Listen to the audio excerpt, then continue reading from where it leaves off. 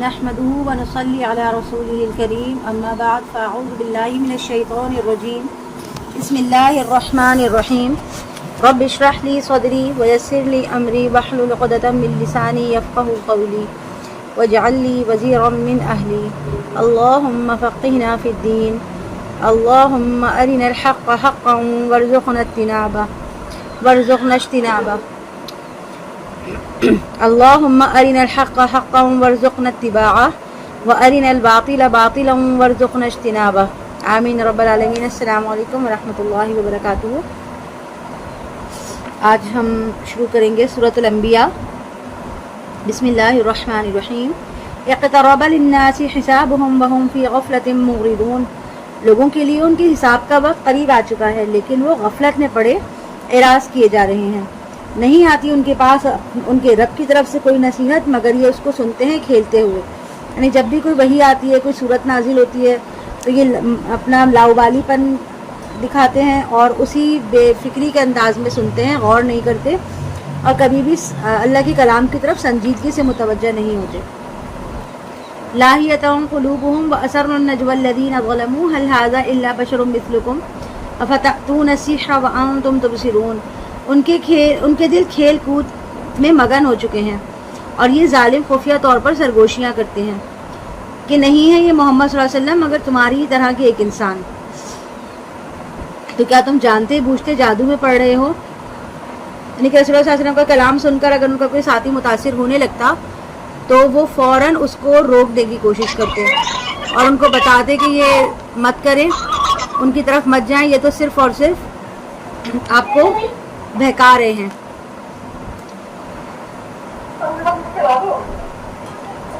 اور کہتے کہ یہ جو کلام ہے یہ سب جادو ہے اور یہ اللہ کا کلام نہیں ہے بلکہ یہ سب جادو ہے، اور جانتے بوجھتے تم اس کا شکار مت ہو جاؤ۔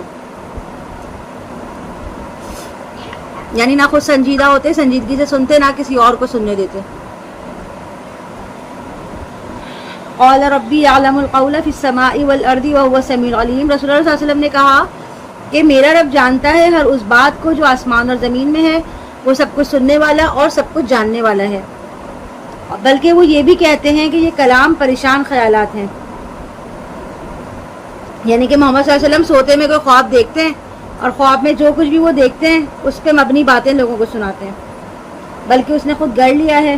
یعنی کبھی کہتے ہیں کہ یہ خواب ہے اور کبھی کہتے ہیں کہ انہوں نے خود اپنی طرف سے بنا کے باتیں اور اللہ کے نام سے منسوخ کرتے ہیں، بلکہ یہ تو شاعر ہے، تو اسے چاہیے کہ وہ لائے ہمارے پاس کوئی معجزہ۔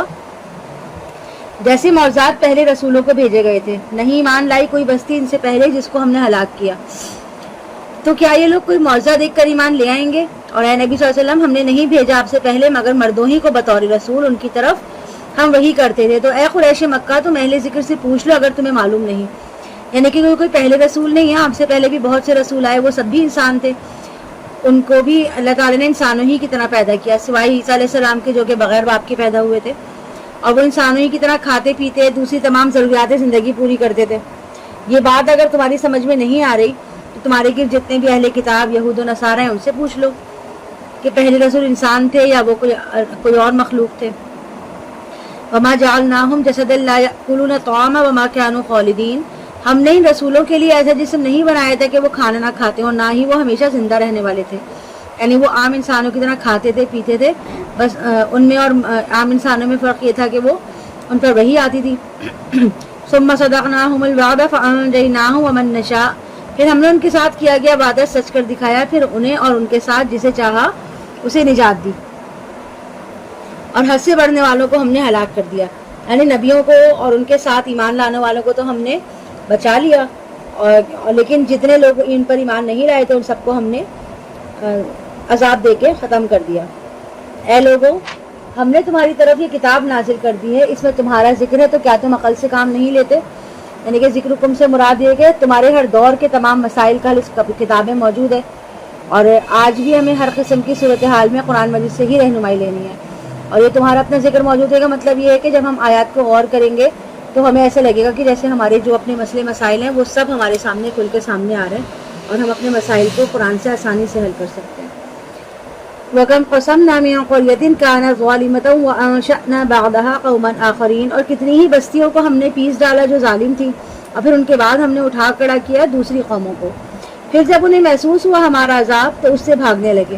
اس وقت انہیں کہا گیا بھاگو مت اور واپس آ جاؤ اپنی سامان تعیش اور محلات کی طرف، شاید کہ وہاں تمہیں پوچھا جائے. انہوں نے کہا ہائے ہماری شامت، ہم تو خود ہی ظالم تھے. پھر وہ بار بار یہی کہتے رہے یہاں تک کہ ہم نے کر دیا انہیں کٹی ہوئی کھیتی اور راکھ کی مانند. یعنی ایسا کر دیا ان بستیوں کو کہ وہ اتنی ویران ہو گئی کہ جیسے زندگی وہاں پر کبھی تھی ہی نہیں، وہاں کوئی زندہ تھا ہی نہیں. وما خلقنا السماء والارض وما بینہما لاعبین، اور ہم نے آسمان اور زمین کو جو کچھ ان دونوں کے درمیان ہے کھیل کود کے لیے نہیں بنایا. اگر ہم چاہتے کہ کوئی کھیل بنائیں تو وہ ضرور ہم اپنے پاس سے بنا لیتے اگر ہم یہ کرنے والے ہوتے، بلکہ ہم حق کو دے مارتے ہیں باطل پر تو وہ اس کا بھیجا نکال دیتا ہے، تو جبھی وہ نابود ہو جاتے ہیں. اور تمہارے لیے تباہی ہے اس کی وجہ سے جو تم لوگ بیان کر رہے ہو، اور اسی کا ہے جو کچھ آسمان اور زمین میں ہے. اور جو ملائکہ مقربین اس کے پاس ہیں وہ اس کی عبادت سے تکبر کی بنا پر گریز نہیں کرتے اور نہ ہی وہ سستی کرتے ہیں. وہ رات دن اس طرح اس کی تسبیح کرتے ہیں کہ وہ تھکتے ہی نہیں ہیں. کیا انہوں نے زمین میں کچھ ایسے معبود بنا لیے ہیں جو نشو نما دیتے ہیں؟ اگر ان دونوں زمین آسمان کے اندر اللہ کے سوا کوئی اور معبود بھی ہوتے تو لازماً یہ دونوں فساد سے بھر جاتے. یعنی کہ اللہ تعالیٰ ہی ہے اکیلا جس نے دنیا کا نظام سنبھالا ہوا ہے. اگر ایک کی جگہ ایک سے زیادہ اگر کوئی خدا ہوتے نا تو پھر زمین کا نظام جو ہے اس میں فساد برپا ہو جاتا ہے. ظاہر ایک چاہتا ہے میں اپنی طریقے سے نظام چلاؤں، دوسرا چاہتا ہے میں اپنی طرح نظام چلاؤں. اللہ جو ہے وہ وحدہ لا شریک ہے، اس کے سوا نہ کوئی عبادت کے لائق ہے نہ ہی کسی کے پاس اقتدار ہے. سارا نظام جو ہے وہ ایک توحید پر چل رہا ہے، یعنی ایک واحد اللہ پر ہی چل رہا ہے تمام نظام. فسبحان اللہ رب العرش عما یصفون، تو اللہ جو عرش کا مالک ہے وہ ان باتوں سے پاک ہے جو یہ لوگ بناتے ہیں. وہ جو کچھ کرتا ہے اسے جواب دہی نہیں ہو سکتی اور ان سب کی جواب دہی ہوگی. یعنی کہ کوئی اللہ کے سامنے جواب نہیں لے سکتا کہ آپ نے یہ کیوں کیا، ایسا کیوں کیا، بلکہ اللہ ہر ایک سے جواب لے گا. کیا انہوں نے اس کے سوا دوسرے معبود بنا لیے ہیں؟ آپ کہیے لاؤ اپنی دلیل. یہ قرآن ذکر ہے ان لوگوں کا بھی جو میرے ساتھ ہیں، ان کا بھی جو مجھ سے پہلے تھے، بلکہ ان میں سے اکثر لوگ حق کو نہیں پہچانتے اس لیے وہ اعراض کر رہے ہیں. اور ہم نے آپ سے پہلے کوئی رسول نہیں بھیجا مگر اس کی طرف یہی وحی کرتے تھے کہ میرے سوا کوئی معبود نہیں، بس میری ہی بندگی کرو. یعنی کہ اللہ کے سوا کوئی معبود نہیں، بس اللہ ہی کی بندگی کرو. اور انہوں نے کہا کہ رحمان نے کسی کو اپنا بیٹا بنا لیا، وہ پاک ہے اس سے، بلکہ وہ اس کے مکرم بندے ہیں. جس کو اللہ کی اولاد قرار دیتے ہیں وہ فرشتے ہوں، انبیاء ہوں، رسول ہوں، اولیاء اللہ ہوں، سب کے سب اللہ کے مقرب بندے ہیں. اللہ نے انہیں اپنے بندوں کی حیثیت سے اپنے ہاں باعزت غلام بنا لیا ہے، باعزت مقام عطا کیا ہے. وہ سبقت نہیں کرتے اس بات سے، وہ سبقت نہیں کرتے اس بات سے کہ اس بات میں، اور وہ اس کے حکم ہی کی تعمیل کرتے ہیں. یعنی فرشتے جو ہوتے ہیں اللہ کے آگے اللہ سے آگے اپنی بات کو نہیں بڑھاتے اور وہ ہر وقت اللہ کے حکم کے منتظر رہتے ہیں، اور جیسے ہی اللہ حکم دے اور وہ اللہ کے حکم کی فوراً تعمیل کر لیں. اور وہ شفاعت، اور وہ جانتا ہے جو کچھ ان کے سامنے ہے جو کچھ ان کے پیچھے ہے. وہ شفاعت نہیں کریں گے سوائے اس کے جس کے لیے وہ راضی ہوگا. وہ تو خود اس کے خوف سے لرزاں ترسا رہتے ہیں، یعنی کہ وہ اللہ تعالیٰ کے خوف سے ڈرتے ہیں، گھبراتے ہیں اور اللہ کے احکامات کو ہر وقت مانتے ہیں. اور جو کوئی بالفرض ان میں سے کہے کہ میں الہ ہوں اللہ کے سوا تو ہم اسے جہنم کا بدلہ دیں گے. اس طرح ہم بدلہ دیتے ہیں ظالموں کو. اولم یر الذین کفروا ان السماوات والارض کانتا رتقا ففتقناہما، کیا دیکھا نہیں ان کافروں نے آسمان اور زمین بند تھے پھر ہم نے ان کو کھول دیا. یعنی کہ شدید گرمیوں اور حبس کی صورتحال تھی جس سے لوگوں کی جان پہ بنی ہوئی تھی. اس کیفیت میں ایسا محسوس ہوتا تھا کہ جیسے آسمان کے دروازے بند ہو گئے اور زمینیں بھی خشک ہو گئی ہیں اور بارش کا دور دور تک کہیں کوئی امکان نہیں ہے. خشک سالی کا سما تھا. پھر اللہ تعالیٰ کی رحمت سے یہ صورتحال تبدیل ہو جاتی ہے اور آسمان کے منہ دروازے جو ہیں وہ کھول دیے جاتے ہیں اور بارش کے پانی سے زمین پر نباتاتی اور حیواناتی زندگی جو ہے اس کی چہل پہل شروع ہو جاتی ہے. کیونکہ زمین پر جو زندگی کا نظام ہے وہ سب پانی کی بدولت چل رہا ہے. پانی ہی جو ہے وہ مبتدأ حیات ہے. اگر پانی نہ ہو تو زندگی کا نظام جو ہے وہ درہم برہم ہو جائے. وَجَعَلْنَا مِنَ الْمَاءِ كُلَّ شَيْءٍ حَيٍّ أَفَلَا يُؤْمِنُونَ، اور ہم نے پانی سے ہر جاندار شے کو بنا دیا تو کیا یہ سب کچھ جان لینے کے بعد بھی یہ لوگ ایمان نہیں لائیں گے. اور ہم نے زمین میں مضبوط پہاڑ جما دیے تاکہ وہ انہیں لے کر ایک طرف جھک نہ جائے. اور ہم نے اس کے اندر بڑے کشادہ راستے بنائے تاکہ یہ لوگ راہیاب ہوں. اور ہم نے آسمان کو ایک محفوظ چھت بنا دیا، لیکن یہ لوگ اس آسمان کی نشانیوں کو دھیان میں ہی نہیں لاتے. اور وہی ہے جس نے پیدا کیا رات دن سورج اور چاند کو، یہ سب کے سب اپنے مدار میں تیر رہے ہیں.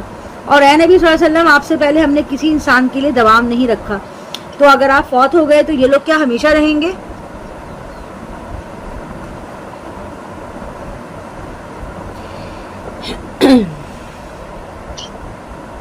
یعنی کہ جیسے یہ مخالفین ابو جہل، ابو لہب وغیرہ ہیں، تو ان کے لیے کہا جا رہا ہے کہ یہ ہمیشہ کی زندگی تو لے کر نہیں آئے، کچھ وقت کے لیے دنیا میں ہے، کچھ وقت جب ان کی مدت پوری ہو جائے گی زندگی کی تو یہ دنیا سے چلے جائیں گے. ہر جاندار کو موت کا مزہ چکھنا ہے.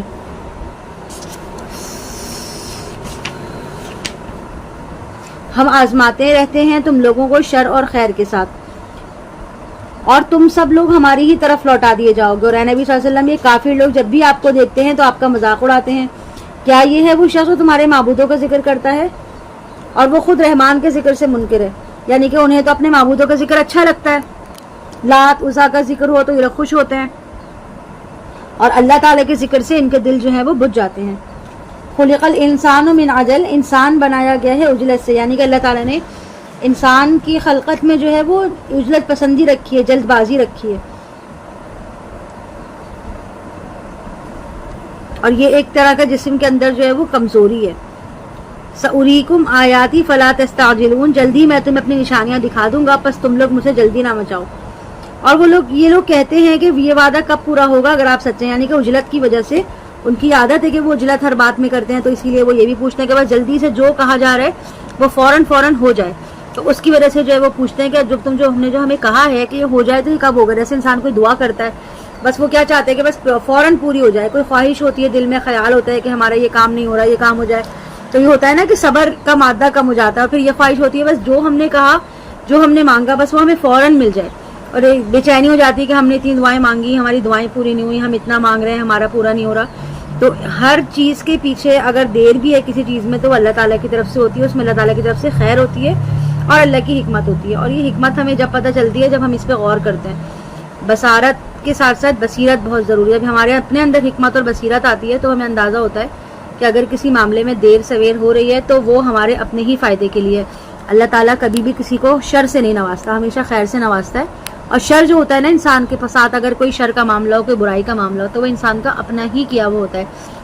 جیسے کہ یونس علیہ السلام نے دعا کی تھی نا کہ لا الہ الا انت سبحانک انی کنت من الظالمین، جس کو آیت کریمہ بھی کہتے ہیں. اس میں کہ اللہ کے سوا کوئی عبادت کے لائق نہیں، وہ پاک ہے اور میں ہی ظالم ہوں. یعنی کہ اگر میرے ساتھ کچھ برا ہوا ہے تو وہ میری اپنی وجہ سے ہوا ہے، میں نے ہی غلطی کی ہے جس کی مجھے سزا بھگتنی پڑ رہی ہے. تو یہ ہر انسان کے ساتھ یہی ہے کہ اگر ہمارے ساتھ کچھ بہتر ہوتا ہے، خیر ہوتی ہے، تو وہ اللہ کی طرف سے ہوتا ہے. اگر کوئی شر ہوتا ہے تو کہیں نہ کہیں ہم اس کے خود ذمہ دار ہوتے ہیں. لو يعلم الذين كفروا حين لا يكفون عن وجوههم النار ولا عن ظهورهم ولا هم ينصرون، کاش ان کافروں کو معلوم ہوتا اس وقت کے بارے میں جب وہ آگ کو ہٹا نہ سکیں گے اپنے چہروں سے، نہ ہی اپنی پیٹھوں سے، نہ ہی ان کی مدد کی جائے گی، بلکہ وہ قیامت ان پر اچانک آئے گی اور انہیں مبہوت کر کے رکھ دے گی، یعنی کہ وہ ہوش کھو دیں گے. تو نہ ان کی استطاعت ہوگی اس قیامت یا عذاب کو ٹالنے کی، نہ ہی انہیں کوئی مہلت ملے گی. اور اے نبی صلی اللہ علیہ وسلم، آپ سے پہلے جو رسول آئے تھے ان کا بھی مذاق اڑایا گیا تھا، یعنی آپ صبر کا دامن ہاتھ سے نہ چھوڑیں، اپنا فرض ادا کرتے رہے. تو پھر گھیر لیا ان میں سے مذاق اڑانے والوں کو اسی عذاب نے جس کا وہ مذاق اڑایا کرتے تھے. یعنی اللہ تعالیٰ نے ان کو نسیہ منسیہ کر دیا، یعنی کہ بھولا بھٹکا کر دیا، جیسے وہ کبھی دنیا میں تھے ہی نہیں. قُلْ مَن يَكْلَؤُكُم بِاللَّيْلِ وَالنَّهَارِ مِنَ الرَّحْمَٰنِ، آپ ان سے پوچھئے کون تمہاری حفاظت کرتا ہے رات دن رحمان کی طرف سے. یعنی کہ اللہ تعالیٰ نے تمہاری حفاظت کے لیے باڈی گارڈ مقرر کر رکھے ہیں. فرشتوں کی صورت میں اللہ تمہارے محافظ مقرر کرتا ہے، اور انسان کے لیے باری باری آنے والے وہ پہرے دار ہیں، وہ اس کے سامنے، اس کی پیچھے سے اس کی حفاظت کرتے ہیں. اللہ کے حکم سے مراد یہ ہے کہ جب تک اللہ کو منظور ہوتا ہے تو انسان جو ہے اس کو موت سے، حادثات سے، مصائب سے جو ہے نا اس کی حفاظت کی جاتی ہے. بل ہم عن ذکر ربہم معرضون، بلکہ یہ لوگ اپنے رب کے ذکر سے اعراض کیے ہوئے ہیں. کیا ان کے ایسے معبود ہیں ہمارے سوا جو ان کو بچاتے ہیں؟ وہ تو خود اپنی مدد بھی نہیں کر سکتے اور نہ ہی وہ ہمارے مقابلے میں ان کی مصاحبت کر سکتے ہیں، یعنی ان کی دوستی کسی بھی کام نہیں آ سکتی. لیکن ہم نے دنیاوی نعمتیں عطا کی ان کو بھی اور ان کے آباء و اجداد کو بھی، یہاں تک کہ ان پر ایک مدت گزر گئی. پاک ہے اور میں ہی ظالم ہوں، یعنی کہ اگر میرے ساتھ کچھ برا ہوا ہے تو وہ میری اپنی وجہ سے ہوا ہے، میں نے ہی غلطی کی ہے جس کی مجھے سزا بھگتنی پڑ رہی ہے. تو یہ ہر انسان کے ساتھ یہی ہے کہ اگر ہمارے ساتھ کچھ بہتر ہوتا ہے، خیر ہوتی ہے، تو وہ اللہ کی طرف سے ہوتا ہے، اگر کوئی شر ہوتا ہے تو کہیں نہ کہیں ہم اس کے خود ذمہ دار ہوتے ہیں. لو يعلم الذين كفروا حين لا يكفون عن وجوههم النار ولا عن ظهورهم ولا هم ينصرون. کاش ان کافروں کو معلوم ہوتا اس وقت کے بارے میں جب وہ آگ کو ہٹا نہ سکیں گے اپنے چہروں سے، نہ ہی اپنی پیٹھوں سے، نہ ہی ان کی مدد کی جائے گی، بلکہ وہ قیامت ان پر اچانک آئے گی اور انہیں مبہوت کر کے رکھ دے گی، یعنی کہ وہ ہوش کھو دیں گے. تو نہ ان کی استطاعت ہوگی اس قیامت یا عذاب کو ٹالنے کی، نہ ہی انہیں کوئی مہلت ملے گی. اور اے نبی صلی اللہ علیہ وسلم، آپ سے پہلے جو رسول آئے تھے ان کا بھی مذاق اڑایا گیا تھا، یعنی آپ صبر کا دامن ہاتھ سے نہ چھوڑیں، اپنا فرض ادا کرتے رہیں. تو پھر گھیر لیا ان میں سے مذاق اڑانے والوں کو اسی عذاب نے جس کا وہ مذاق اڑایا کرتے تھے، یعنی اللہ تعالیٰ نے ان کو نسیہ منسیہ کر دیا، یعنی کہ بھولا بھٹکا کر دیا، جیسے وہ کبھی دنیا میں تھے ہی نہیں. قل من یکلؤکم باللیل والنہار من الرحمن. آپ ان سے پوچھئے کون تمہاری حفاظت کرتا ہے رات دن رحمان کی طرف سے، یعنی کہ اللہ تعالیٰ نے تمہارے حفاظت کے لیے باڈی گارڈ مقرر کر رکھے ہیں. فرشتوں کی صورت میں اللہ تمہارے محافظ مقرر کرتا ہے، اور انسان کے لیے باری باری آنے والے وہ پہرے دار ہیں، وہ اس کے سامنے اس کی پیچھے سے اس کی حفاظت کرتے ہیں. اللہ کے حکم سے مراد یہ ہے کہ جب تک اللہ کو منظور ہوتا ہے تو انسان جو ہے اس کو موت سے، حادثات سے، مصائب سے جو ہے نا اس کی حفاظت کی جاتی ہے. بل ہم عن ذکر ربہم معرضون. بلکہ یہ لوگ اپنے رب کے ذکر سے اعراض کیے ہوئے ہیں. کیا ان کے ایسے معبود ہیں ہمارے سوا جو ان کو بچاتے ہیں؟ وہ تو خود اپنی مدد بھی نہیں کر سکتے اور نہ ہی وہ ہمارے مقابلے میں ان کی مصاحبت کر سکتے ہیں، یعنی ان کی دوستی کسی بھی کام نہیں آ سکتی. لیکن ہم نے دنیاوی نعمتیں عطا کی ان کو بھی اور ان کے آباء و اجداد کو بھی، یہاں تک کہ ان پر ایک مدت گزر گئی. یعنی اتنی نعمتیں ہم نے نوازی انسان کو کہ وہ اس کا عادی ہو گیا اور انہیں اپنی ہی ملکیت سمجھنے لگا، خوب اترانے لگا. پھر کیا ہوا کہ افلا یرون انا نأتی الارض ننقصها من اطرافها افہم الغالبون. تو کیا یہ لوگ دیکھتے نہیں کہ ہم زمین کو اس کے کناروں سے گھٹاتے چلے جا رہے ہیں؟ تو کیا وہ یہ سمجھتے ہیں کہ وہی غالب آنے والے ہیں؟ یعنی کہ کناروں سے گھٹانے کا مطلب جو ہے سرزمین پر جو ان کا اثر و رسوخ تھا ان لوگوں کا وہ دن بدن کم ہوتا جا رہا ہے، اور اسلام جو ہے وہ دن بدن پھیلتا چلا جا رہا ہے، یعنی ان کے لیے جو ہے رسی تنگ ہوتی جا رہی ہے. تو کیا آپ وہ یہ سمجھتے ہیں کہ وہی غالب آنے والے ہیں؟ آپ کہہ دیجئے میں تم لوگوں کو خبردار کرتا ہوں وحی کے ذریعے سے، اور بہرے نہیں سنتے کسی پکار کو جب انہیں خبردار کیا جاتا ہے. یعنی کہ آپ جتنا بھی چلا لیں، اس کو شیر کی خبر دے دیں کہ تمہارے پاس شیر حملہ آور ہو رہا ہے، کتنی ہی خطرناک خبر دے دیں، لیکن اس کو سنائی نہیں دے گا، اس لیے کہ وہ تو بہرا ہے، اس کو تو آواز ہی نہیں جا رہی. اسی طرح جو دعوت کے منکر ہوتے ہیں نا، حق کے منکر ہوتے ہیں، وہ بھی جتنا ان کے سامنے کچھ بھی کہہ لیا جائے، وہ کیونکہ سننے کی صلاحیت سے محروم ہو چکے ہوتے ہیں، اس لیے ان کو کسی بھی بات کا اثر نہیں ہوتا. اور اگر انہیں آپ صلی اللہ علیہ وسلم کی رب کے عذاب کا ایک بھپکا بھی لگ جائے تو وہ فوراً چیخ اٹھیں گے کہ ہائے ہماری شامت، ہم ہی ظالم تھے، اور ہم قیامت کے دن عدل انصاف کی میزانیں لا کر رکھ دیں گے، پھر کسی جان پر کوئی ظلم نہیں کیا جائے گا. اگر ہوگا کوئی عمل رائی کے دانے کے برابر تو اسے بھی ہم لے آئیں گے، اور حساب لینے کے لیے ہم کافی ہیں. یعنی اللہ کو کسی کی مدد کی ضرورت نہیں ہے. چھوٹے سے چھوٹا جو عمل ہے انسان کا وہ اللہ کے سامنے لکھا ہوا ہے، اور وہ ہمارے سامنے رکھ دیا جائے گا روز قیامت. وَلَقَدْ آتَيْنَا مُوسَىٰ وَهَارُونَ الْفُرْقَانَ وَضِيَاءً وَذِكْرًا لِّلْمُتَّقِينَ. اور ہم نے موسیٰ علیہ السلام اور ہارون علیہ السلام کو عطا کی تھی فرقان، کتاب، روشنی اور نصیحت متقین کے لیے، جو ڈرتے رہتے ہیں اپنے رب سے غیب میں ہونے کے باوجود، اور قیامت کے تصور سے لرزہ و ترسا رہتے ہیں. اور اب یہ بابرکت ذکر قرآن ہم نے نازل کیا ہے، یعنی کہ پہلے تورات نازل کی، پھر انجیل نازل کی، زبور نازل کی، اور اب جو ہے وہ قرآن نازل کر دیا ہے. افانتم لہ منکرون. تو کیا تم اس کا انکار کرتے ہو؟ یعنی اتنی ساری تمہارے پاس کتابیں آ گئیں، اتنے سارے تمہارے سامنے احکامات آ گئے، اس کے باوجود اب کیا وجہ ہے کہ تم اللہ کو ابھی بھی ماننے کو تیار نہیں ہو؟ وَلَقَدْ آتَيْنَا إِبْرَاهِيمَ رُشْدَهُ مِن قَبْلُ وَكُنَّا بِهِ عَالِمِينَ. اور موسیٰ علیہ السلام سے بھی پہلے ہم نے ابراہیم علیہ السلام کو اس کی سعادت کی راہ بخشی تھی، اور ہم ہر طرح سے اس کی خبر رکھتے تھے. جب ابراہیم علیہ السلام نے اپنے والد اور اپنی قوم سے کہا کہ یہ کیا مورتیاں ہیں جن کے لیے تم اعتکاف کرتے ہو، یعنی کہ ان کے سامنے جو ہے وہ جم کے بیٹھ جاتے ہو اور انہی کی عبادت میں لگے رہتے ہو، انہوں نے جواب دیا کہ ہم نے اپنے آباء و اجداد کو اسی طرح سے ان کی عبادت کرتے پایا تھا. ابراہیم علیہ السلام نے کہا پھر تو تم بھی اور تمہارے آباء و اجداد بھی یقیناً کھلی گمراہی میں مبتلا ہیں۔ وہ کہنے لگے کیا آپ واقعی ہمارے پاس حق لائے ہیں یا محض شغل کر رہے ہیں؟ یعنی کہ آپ جو ہمارے سامنے حق کی بات کر رہے ہیں، دین کی بات کر رہے ہیں، وہ واقعی ٹھوس ہے علم یا پھر بس آپ ایسے ہی ہمارے لیے تفریح کا سامان کر رہے ہیں، تفریح والی باتیں بنا رہے ہیں؟ ابراہیم علیہ السلام نے جواب دیا نہیں، بلکہ واقعی تمہارا رب وہی ہے جو آسمان اور زمین کا رب ہے، جس نے انہیں پیدا کیا ہے، اور میں خود بھی گواہ ہوں اس پر۔ یعنی کہ ابراہیم علیہ السلام یہ والی جو بات کر رہے تھے اپنی بصیرت کی وجہ سے کر رہے تھے کہ مجھے اس میں ذرا بھی شک نہیں ہے، اور اللہ کی قسم میں تمہارے ان بتوں کے ساتھ ضرور کوئی چال چل کے رہوں گا جب کہ تم چلے جاؤ گے پیٹھ موڑ کر۔ یعنی کوئی تہوار تھا، وہاں پہ یہ لوگ جا کے جب ان کے تہوار ہوتے تو اس میں سارے لوگ مل کے جو ہے پوجا پاٹ کرتے تھے۔ جب ان کے تہوار کا دن آیا تو ان کے چھوٹے بڑے مرد عورتیں سارے اس مقام پہ چلے گئے۔ حضرت ابراہیم علیہ السلام ان کے ساتھ نہیں گئے۔ انہوں نے کہا کہ میری طبیعت سیٹ نہیں ہے، طبیعت ناساز ہے، میں تمہارے ساتھ نہیں جا سکتا۔ چنانچہ جب سارا شہر خالی ہو گیا تو آپ نے ایک تیشا ہاتھ میں لیا اور ان کے بت خانے میں گھس گئے۔ تو آپ علیہ السلام نے ان سب کو ٹکڑے ٹکڑے کر دیا سوائے ان کے بڑے کے، شاید کہ وہ اس کی طرف رجوع کریں۔ اور آپ نے کیا کیا کہ ایک بڑا بت چھوڑ دیا اور اس کے علاوہ چھوٹے جتنے بھی بت تھے نا سب کو توڑ پھوڑ کے ختم کر دیا۔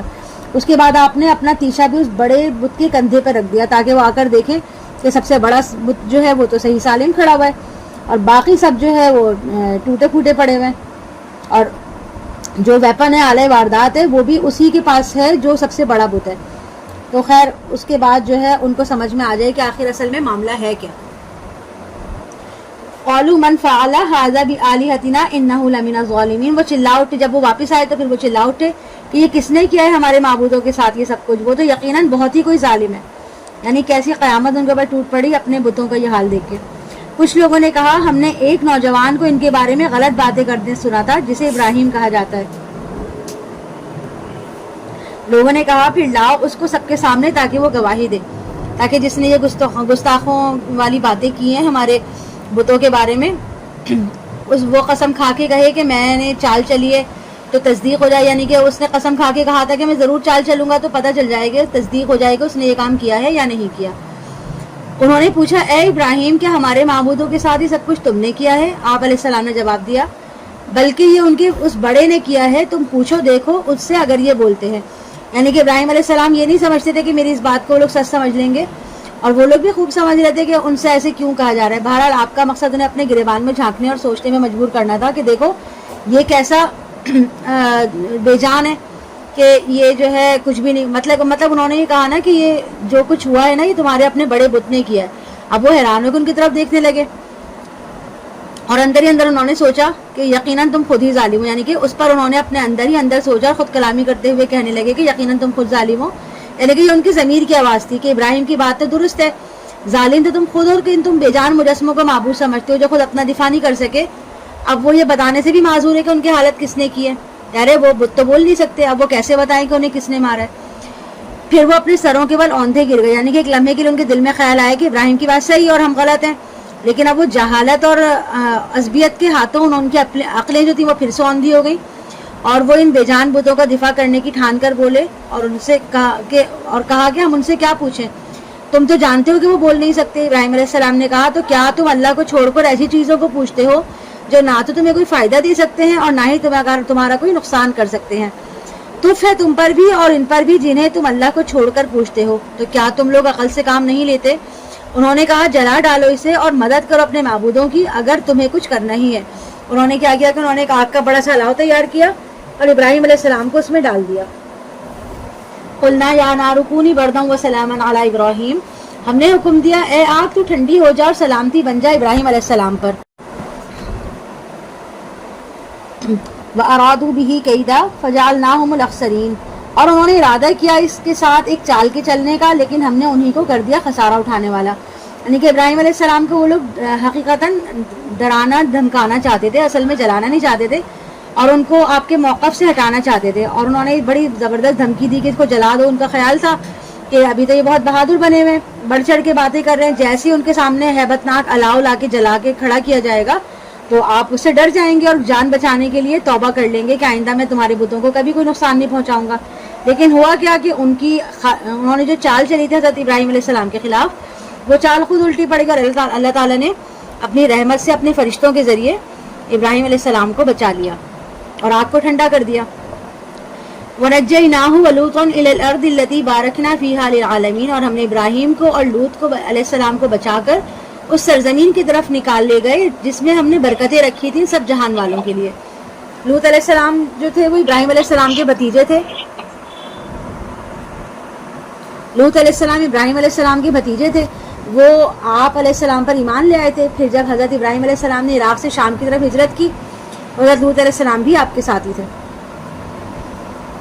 اور آپ نے پھر تمام مختلف علاقوں کا سفر کرنے کے بعد آپ لوگ جو ہے وہ فلسطین پہنچ گئے اور وہاں پہ مسلسل رہائش اختیار کر لی. وَوَهَبْنَا لَهُ إِسْحَاقَ وَيَعْقُوبَ نَافِلَةً وَكُلًّا جَعَلْنَا صَالِحِينَ، اور ہم نے اس کو اسحاق عطا فرمایا اور یعقوب اس پر مزید، یعنی اسحاق علیہ السلام جیسا بیٹا اور یعقوب علیہ السلام جیسا پوتا عطا فرمایا، اور ان سب کو ہم نے صالح بنا دیا. اور ہم نے انہیں امام بنایا جو ہدایت دیتے تھے ہمارے حکم سے، اور ہم نے ان کی طرف وہی کے نیک کام کرنے، نماز قائم کرنے اور زکوٰۃ ادا کرنے کی، اور وہ سب کے سب ہماری بندگی کرنے والے تھے. اور لوط علیہ السلام کو ہم نے حکم اور علم عطا فرمایا، یعنی حکمت اور معاملہ فہمی، قوت فیصلہ عطا فرمایا. اور ہم نے اسے نجات دی اس بستی سے جو گندے کام کرتی تھی، یعنی کہ وہ لوگ جو ہومو سیکشل اس میں مبتلا تھے، اس سے ان کو نجات دے دی حضرت لوط علیہ السلام کو. یقیناً وہ نہایت برے اور نافرمان لوگوں کی قوم تھی. اور لوط علیہ السلام کو ہم نے اپنی رحمت میں داخل کیا، یقیناً وہ ہمارے نیک اور صالح بندوں میں سے تھے. اور نوح علیہ السلام کو بھی ہم نے اپنی ہدایت بخشی جب انہوں نے دعا کی تھی. اس سے پہلے تو ہم نے اس کی دعا قبول کر لی. انہوں نے دعا کی تھی اللہ تعالیٰ سے کہ فدعا ربہ انی مغلوب فانتصر، کہ میرے پروردگار میں مغلوب ہو گیا ہوں، اب تو میری مدد فرما اور تو ہی ان کافروں سے انتقام لے. تو اللہ نے ان کی دعا قبول کر لی تھی اور ان کی نافرمان قوم کو غرق کر دیا تھا. فنجیناہ واہلہ من الکرب العظیم، تو ہم نے نجات دی اس کو اور اس کے گھر والوں کو بہت بڑے کرب سے، اور ہم نے اس کی مدد کی اس قوم کے مقابلے میں جنہوں نے ہماری آیات کو جھٹلایا تھا. یقیناً وہ بہت برے لوگ تھے، تو ہم نے ان سب کو غرق کر دیا. اور داؤد علیہ السلام اور سلیمان علیہ السلام کو بھی یہی نعمت عطا فرمائی جب وہ ایک کھیتی کے بارے میں فیصلہ کر رہے تھے، جب ان میں گھس گئی تھی کچھ لوگوں کی بکریاں. یعنی کسی شخص نے اپنے کھیت میں ایک بڑی محنت سے فصل تیار کی تھی، مگر دوسرے قبیلے کی بکریاں جو تھیں ان کے ریوڑ نے کھیت میں گھس کر تمام فصل تباہ کر دی. پھر اس کے بعد یہ مقدمہ جو ہے وہ حضرت داؤد علیہ السلام کی عدالت میں پیش ہوا. وَكُنَّا لِحُكْمِهِمْ شَاهِدِينَ، اور ہم نے ان کے فیصلے کے وقت وہاں موجود تھے. تو ہم نے فہم عطا کر دیا اس فیصلے کا سلیمان علیہ السلام کو، یعنی کہ فیصلے کے بعد سلیمان علیہ السلام بھی جو ہے وہ شہزادی کی حیثیت سے دربار میں موجود تھے. داؤد علیہ السلام جو تھے وہ اللہ تعالیٰ نے اس مقدمے کا ایک حکیمانہ حل ان کے ذہن میں ڈال دیا. چنانچہ حضرت سلیمان علیہ السلام نے اس مسئلے کا حل یہ بتایا کہ بکریاں جو ہے وہ ٹیمپرری طور پر کھیتی والے کو دے دی جائیں، وہ ان کے دودھ وغیرہ سے فائدہ اٹھائے. دوسری طرف بکریوں کے مالک کو حکم دیا کہ وہ اس کھیتی کو دوبارہ تیار کرے، اس میں ہل چلائے، بیج ڈالے، پاشی وغیرہ کا بندوبست کرے. جب وہ فصل پہلے کی طرح تیار ہو جائے تو اسے مالک کے سپرد کر دے اور وہ اپنی بکریاں اس سے واپس لے لے. یعنی کہ انہوں نے اپنی طرف سے ایک حکیمانہ حل نکالا تھا. اور ہر ایک کو ہم نے حکم اور علم عطا کیا تھا. اور ہم نے مسخر کر دیا داؤد علیہ السلام کے ساتھ پہاڑوں کو جو تسبیح کرتے تھے، اور پرندوں کو بھی مسخر کر دیا تھا. داؤد علیہ السلام کی آواز بہت اچھی تھی، بہت ہی جو ہے ان کی آواز میں سرور تھا، اس لیے لہن داؤدی کا تذکرہ آج بھی جو مثال کے طور پر کہا جاتا ہے. یعنی کہ کسی کی آواز بہت اچھی ہوتی ہے، بہت اچھی طرز کے ساتھ وہ قرآن پڑھتا ہے، تسبیحات پڑھتا ہے، تو اس کو کہا جاتا ہے کہ اس کی انداز جو ہے وہ لہن داؤدی ہے. اور چنانچہ حضرت داؤد علیہ السلام اپنی دلکش آواز میں زبور کے جو اللہ کی حمد کے نغمے تھے وہ الاپتے یا تسبیحات کرتے تو پہاڑ بھی وجد میں آ کر آپ کی آواز میں آواز ملاتے تھے، اور اڑتے ہوئے پرندے بھی ایسے موقع پر ان کے ساتھ شریک ہوتے. یعنی کہ پہاڑ اور پرندے سب اس طرح شرکت کرتے، اس طرح ان کے ساتھ مل کے تسبیحات کرتے، ایسا لگتا ہے کہ سبھی جو ہے ان کے ساتھ مل کے گنگنا رہے ہیں، آواز میں آواز ملا رہے ہیں. وَكُنَّا فَاعِلِينَ، اور یہ سب کچھ کرنے والے ہم ہی تھے. یعنی کہ یہ جو ان کے اندر کوالٹی تھی اللہ ہی نے ان کے اندر ڈالی تھی. وَعَلَّمْنَاهُ صَنْعَةَ لَبُوسٍ لَكُمْ لِتُحْصِنَكُم مِّن بَأْسِكُمْ فَهَلْ أَنتُمْ شَاكِرُونَ، اور ہم نے انہیں تمہارے لیے لباس کی صنعت سکھائی تاکہ وہ تمہیں بچائیں تمہاری جنگ سے، تو کیا تم شکر گزار بنتے ہو. یعنی کہ داؤد علیہ السلام جو تھے ان کو جنگی لباس، زرہ بختر وغیرہ بنانی آتی تھی، اور اس کی انہوں نے ہی جو ہے وہ اس کو ایجاد کیا تھا. اور اللہ تعالیٰ نے ان کو یہ ہنر دیا تھا کہ وہ اپنے ہاتھ سے لوہے کو نرم کر دیتے تھے. اس وقت میں کوئی مشینیں نہیں ہوتی تھی، کوئی ایسا سسٹم نہیں ہوتا تھا جس کے ذریعے لوہے کو پگھلایا جائے اور اس سے چیزیں بنائی جائیں، بلکہ صرف ان کے ہاتھ میں یہ قدرت تھی کہ جب وہ لوہے کو ہاتھ لگاتے تو لوہا نرم ہو جاتا ہے، پھر جیسا چاہتے اس سے وہ چیزوں کو بنا دیا کرتے تھے. یہ اللہ تعالیٰ نے ان کو ایک معجزہ دیا تھا. اور اس سے وہ نیزہ، تیر اور زیرہ بختر تلوار سب چیزیں بنایا کرتے تھے. ولی سلیمان الریح عاصفۃ تجری بامرہ الی الارض التی بارکنا فیہا، اور ہم نے مسخر کر دیا سلیمان علیہ السلام کے لیے تیز چلنے والی ہوا کو جو ان کے حکم سے چلتی تھی، اور اس سرزمین کی طرف کے جس میں ہم نے برکت عطا کی تھی، اور تمام چیزوں کا وہ علم رکھنے والے ہیں. شیاطین میں سے بھی ہم نے بہت سو کو مسخر کر دیا تھا جو ان کے لیے سمندروں میں غوطہ خوری کرتے تھے.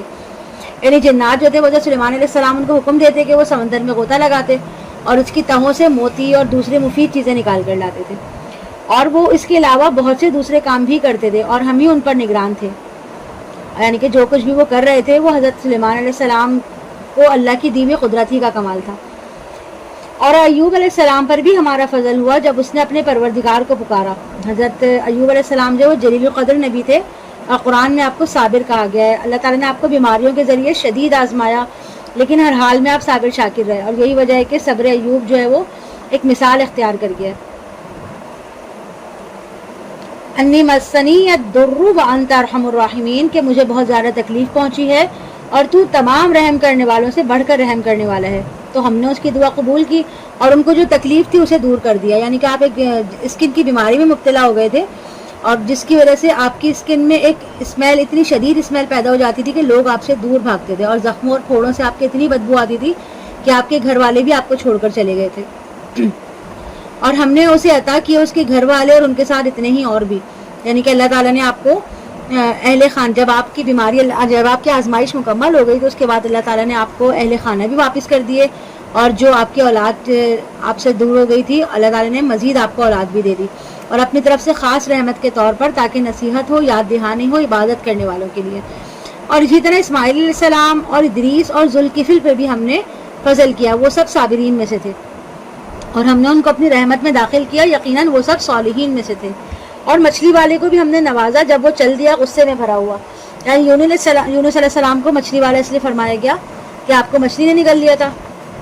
آپ اپنے شہر نینوا کی طرف مبعوث فرمائے گئے. آپ نے اپنی قوم کو بت پرستی سے روکا، حق کی طرف بلایا، اور بار بار آپ نے ان کو دعوت دی، تبلیغ کی، لیکن ان میں سے کسی نے آپ کی بات کو مانا نہیں. تو اللہ تعالیٰ نے پھر کہا کہ میں ان کی طرف عذاب بھیجوں گا.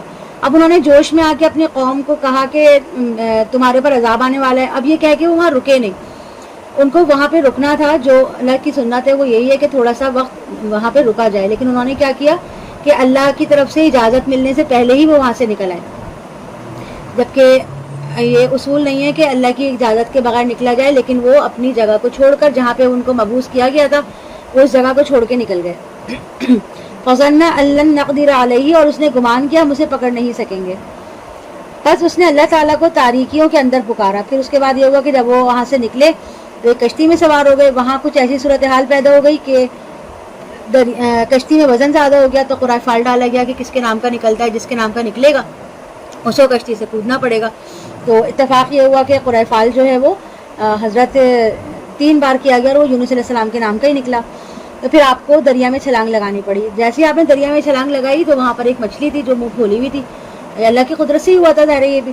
تو آپ جیسے ہی انہوں نے چھلانگ لگائی تو آپ ڈائریکٹ مچھلی کے منہ کے اندر گئے، لیکن اللہ تعالیٰ نے مچھلی کو حکم دیا تھا کہ ان کو پیٹ کے اندر سالم رکھنا ہے، یعنی اس کو چبانا نہیں ہے، تکلیف نہیں دینی، پیٹ کے اندر سالم رکھنا ہے. تو وہ مچھلی نے آپ کو نگل لیا اور آپ مچھلی کے پیٹ میں دریا کی تاریکیوں میں آپ اللہ کی تسبیح کرتے اور اس کو پکارتے رہے. اللہ الہ الا انت سبحانک انی کنت من الظالمین، کہ تیرے سوا کوئی معبود نہیں، تو پاک ہے اور یقیناً میں ہی ظالموں میں سے ہوں. یعنی کہ اللہ مجھ سے غلطی ہو گئی، میں خطا کار ہوں، مجھے معاف کر دے، میں ہی ظالم ہوں. تو ہم نے اس کی دعا قبول فرمائی اور اسے غم سے نجات دی. اور اس طرح ہم نجات دیا کرتے ہیں اہل ایمان کو. یعنی کہ یہ تو یونس علیہ السلام کا معاملہ تھا نا، لیکن جو بھی اس طرح سچے دل سے اللہ تعالیٰ سے دعا مانگے گا، اللہ تعالیٰ اس کی دعا کو ضرور ضرور قبول فرمائیں گے. اگر جس مقصد کے لیے دعا مانگی جا رہی ہے وہ جائز ہوگا اور اللہ تعالیٰ کے نزدیک اس کو صحیح کرنا جو ہے وہ بہتر ہوگا، اس میں خیر ہوگی تو اللہ تعالیٰ اس کو فوراً صحیح کر دیں گے. نہیں تو ہو سکتا ہے کہ اگر فوری کوئی دعا قبول نہ ہو تو اس کے پیچھے کوئی خیر ہو، اس کے بدلے میں کوئی دوسری تکلیف دور کر دی جائے، یا اس کا اجر جو ہے وہ آخرت کے لیے لکھ دیا جائے.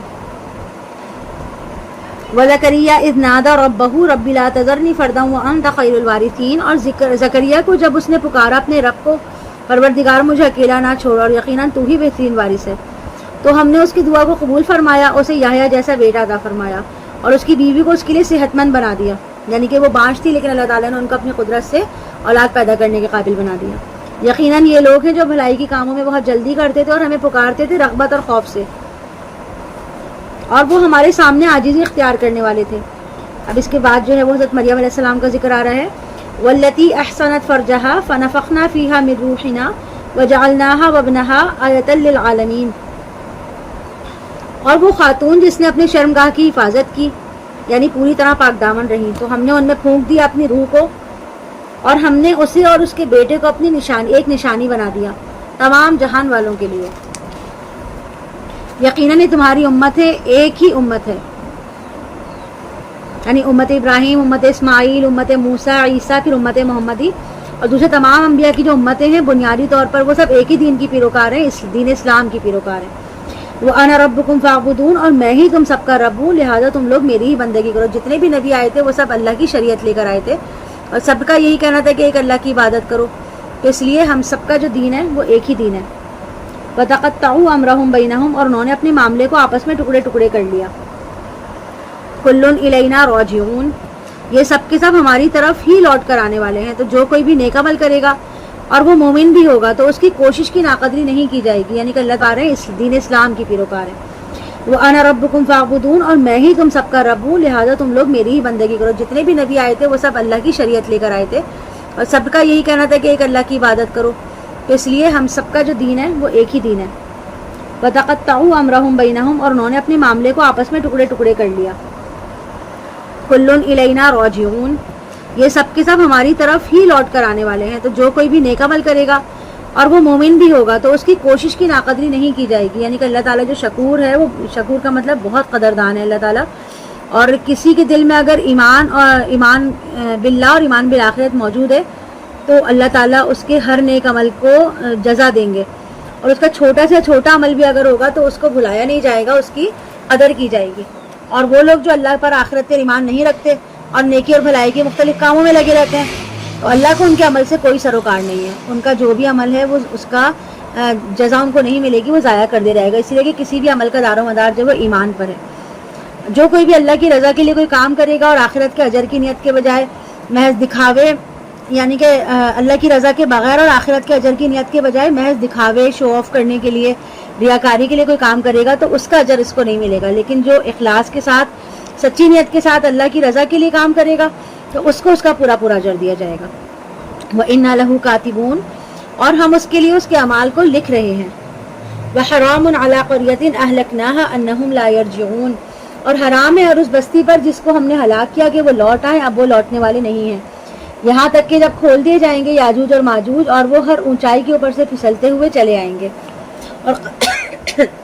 اور قریب آ لگے گا وہ سچا وعدہ، تو اس وقت کافروں کی نگاہیں پتھرا جائیں گی، ان کی آنکھیں حرکت کرنا بھول جائیں گی خوف کی وجہ سے، وہ کہیں گے ہائے ہماری شامت، ہم تو اس کی طرف سے غفلت میں ہی رہے، بلکہ ہم خود اپنے جانب پر ظلم کرنے والے تھے۔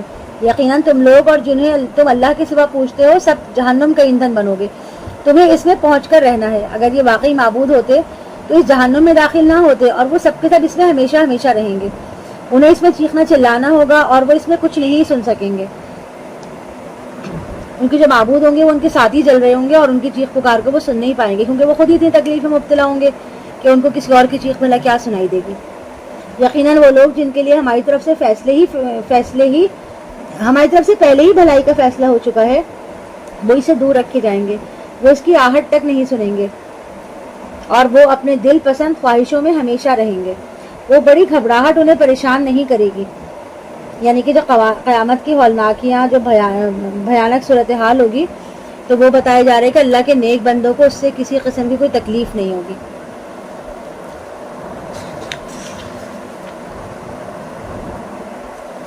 وَتَتَلَقَّاهُمُ الْمَلَائِكَةُ هَٰذَا يَوْمُكُمُ الَّذِي كُنتُمْ تُوعَدُونَ، اور فرشتے ان سے ملاقاتیں کریں گے یہ کہتے ہوئے کہ یہ ہے آپ لوگوں کا وہ دن جس کا آپ سے وعدہ کیا گیا، یعنی کہ اس قدر انعامات سے نوازا جائے گا، اس قدر عزت افزائی ہوگی اور اعلیٰ درجے کی مہمان نوازی ہوگی نیک لوگوں کی۔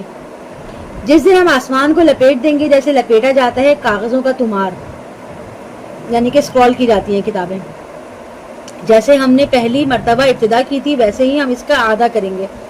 یہ وعدہ ہمارے ذمہ ہے، ہم یہ ضرور کر کے رہیں گے. اور ہم نے لکھ دیا زبور میں نصیحت کے بعد اس زمین کے وارث ہوں گے ہمارے نیک بندے، یعنی کہ قیامت سے پہلے پہلے اللہ کا دین جو ہے پوری دنیا پہ غالب آ جائے گا اور اللہ کے نیک بندوں کی حکومت جو ہے وہ زمین پر قائم ہو جائے گی، اور یوں زمین جو ہے پوری وہ اس کے مالک اور وارث بن جائیں گے. اور دوسری صورت یہ ہوگی کہ قیامت کے بعد اسی زمین کو جنت میں تبدیل کر دیا جائے گا اور اہل جنت کی ابتدائی مہمان نوازی یہیں پر ہوگی، اور یہ اللہ کے نیک بندے جنت کے وارث بنا دیے جائیں گے. اور اس مفہوم کے مطابق یہاں زمین سے مراد جنت کی زمین ہوگی. ان فی ھذا لبلاغا لقوم عابدین، اور یقیناً اس میں ایک بڑی خبر ہے اللہ کی بندگی کرنے والوں کے لیے. اور اے نبی صلی اللہ علیہ وسلم ہم نے نہیں بھیجا ہے آپ کو مگر تمام جہان والوں کے لیے رحمت بنا کر. اے نبی صلی اللہ علیہ وسلم آپ ان کو بتائیے کہ میری طرف تو یہی وحی کی جاتی ہے، تمہارا معبود بس ایک ہی معبود ہے، تو کیا تم اس کی فرمانبرداری اختیار کرتے ہو؟ پھر اگر یہ لوگ منہ موڑ لیں تو کہہ دیجئے میں نے تم سب کو برابر طور پر خبردار کر دیا تھا، یعنی کہ میں نے ہر ایک کو برابر ایک ہی پیغام دیا، کسی کو غریب کو اور امیر کو میں نے فرق نہیں کیا، ہر ایک کو میں نے سیم جو ہے وہ اللہ کا پیغام دیا ہے. وَإِنْ أَدْرِي أَقَرِيبٌ أَمْ بَعِيدٌ مَا تُوعَدُونَ، اور میں نہیں جانتا جس چیز کا تم سے وعدہ کیا جا رہا ہے وہ قریب ہے یا دور، یعنی غیب کا علم اللہ کے پاس ہے. یقیناً وہی جانتا ہے بلند آواز سے کہی گئی بات کو بھی، اور اسے بھی جانتا ہے جو اسے تم چھپاتے ہو. اور میں نہیں جانتا شاید کہ اس تاخیر میں تمہارے لیے کوئی آزمائش ہو اور کچھ مدت تک تمہارے فائدہ اٹھانے کی مہلت دینا اللہ کو مقصود ہو. رسول صلی اللہ علیہ وسلم نے کہا اب حق کے ساتھ فیصلہ فرما دے، پروردگار اب حق کے ساتھ فیصلہ فرما دے، اور ہمارا رب رحمان ہے جس سے مدد طلب کی جاتی ہے ان باتوں کے خلاف جو تم بنا رہے ہو. یعنی پچھلے کچھ برسوں سے جو رویہ تم لوگوں نے میرے خلاف، میری دعوت کے خلاف اور میری پیرگالوں کے خلاف اٹھا رکھا ہے وہ اللہ سے پوشیدہ نہیں ہے. وہ یقیناً ہماری مدد فرمائے گا اور تم لوگوں کو تمہارے کرتوتوں کی قرار واقعی سزا دے گا. سورۃ الحج. سورۃ الحج بسم اللہ الرحمن الرحیم.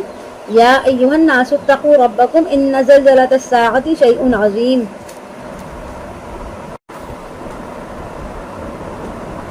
یا ایھا الناس اتقوا ربکم ان زلزلۃ الساعۃ شیء عظیم. اے لوگوں تقوی اختیار کرو اپنے رب کا، یقیناً قیامت کا زلزلہ بہت بڑی چیز ہوگا. جس دن تم اس کو دیکھو گے اس دن حال یہ ہوگا کہ بھول جائے گی ہر دودھ پلانے والی جسے وہ دودھ پلاتی تھی. یعنی ماں کی ممتا جو ہے ایک مثال ہے، اور ایک ماں جو اپنی جان کو خطرے میں ڈال کر بھی اپنے بچے کی حفاظت کرتی ہے، اس پر کسی صورت اس کو تکلیف نہیں پہنچنے دیتی. لیکن جب اور اپنی بچے سے محبت کا جذبہ صرف انسانوں میں نہیں بلکہ حیوانوں میں بھی پایا جاتا ہے. صرف انسان ہی نہیں بلکہ جو حیوان ہوتے ہیں وہ بھی اپنے بچوں سے اتنی شدت سے محبت کرتے ہیں، ان کا خیال کرتے ہیں. لیکن جب قیامت کے دن ہوگا تو وہ اتنا سخت ہوگا کہ اتنا خوف و ہراس ہوگا کہ اس کے بعد دودھ پلانے والی مائیں چاہے وہ انسان ہو یا حیوان ہو اپنے دودھ پیتے بچوں کو بھول جائیں گی. وَتَضَعُ كُلُّ ذَاتِ حَمْلٍ حَمْلَهَا وَمِنَ النَّاسِ ذَاتٍ حَمْلَهَا وَتَرَى النَّاسَ سُكَارَىٰ وَمَا هُم بِسُكَارَىٰ وَلَٰكِنَّ عَذَابَ اللَّهِ شَدِيدٌ. اور دہشت کا یہ عالم ہوگا کہ ہر حاملہ کا حمل گر جائے گا، اور تم دیکھو گے لوگوں کو جیسے وہ نشے میں ہوں، حالانکہ وہ نشے میں نہیں ہوں گے بلکہ اللہ کا عذاب ہی بہت سخت ہے. یعنی وہ گھڑی اتنی خوفناک ہوگی کہ اس کی دہشت سے لوگ بے سود پڑے نظر آئیں گے. بہرحال حدیث میں واضح طور پر یہ خوشخبری سنائی گئی کہ اللہ تعالیٰ اپنے مومنین سچے بندوں کو اس دن کی سختیوں سے دور رکھیں گے. اللہ تعالیٰ ہمیں ان لوگوں میں شامل فرمائے، آمین. وَمِنَ النَّاسِ مَن يُجَادِلُ فِي اللَّهِ بِغَيْرِ عِلْمٍ وَيَتَّبِعُ كُلَّ شَيْطَانٍ مَرِيدٍ. اور لوگوں میں سے کچھ ایسے بھی ہیں جو اللہ کے بارے میں جھگڑتے ہیں بغیر کسی علم کے، اور وہ پیروی کر رہے ہوتے ہیں ہر سرکش شیطان کی. اس شیطان کے بارے میں تو لکھ دیا گیا ہے کہ جو کوئی بھی اس کی دوستی اختیار کرے گا وہ اسے گمراہ کر دے گا اور اس کو پہنچا کر رہے گا دوزخ کے عذاب تک. اے لوگوں اگر تمہیں دوبارہ اٹھائے جانے کے بارے میں شک ہے تو ذرا غور کرو، ہم نے تمہیں مٹی سے پیدا کیا. یعنی انسان کا جسم اصل میں مٹی ہے، اس کی غذا بھی وہی مٹی سے نکلنے والی نباتات اور معدنیات ہیں. اگر وہ کسی جانور کا گوشت کھاتا ہے تو اس کی پرورش بھی مٹی سے ہی حاصل ہونے والی غذا سے ہوتی ہے. ثم من نطفۃ، پھر نطفے سے، اور یہ مادہ بھی اسی جسم کی پیداوار ہے جو مٹی سے بنا اور مٹی سے فراہم ہونے والے غذا پر ہی پلا بڑھا. ثم من علقۃ، پھر علقہ سے. ثم من مضغۃ مخلقۃ وغیر مخلقہ، پھر گوشت کے لوتھڑے سے واضح شکل والا اور غیر واضح شکل والا. یعنی پہلے مرحلے میں اس لوتھڑے پر کسی قسم کا کوئی نشان نہیں ہوتا یا ایک کلوٹ سا ہوتا ہے بلڈ کا. اس کے بعد پھر رفتہ رفتہ مختلف مقامات پر نشان بننے لگے، بازو ٹانگوں کی جگہ پہ 2 نشانات بنے. اسی طرح دوسرے اعضاء کے نشانات بھی ابھرنا شروع ہو گئے. لِنُبَيِّنَ لَكُمْ، تاکہ ہم کھول کھول کر بیان کر دیں تمہارے لیے، تاکہ جو رحم مادر میں انسان کی جنین ہے اس پہ گزرنے والے مختلف مراحل کے بارے میں پوری وضاحت کے ساتھ تم لوگوں کو بتا دیا جائے۔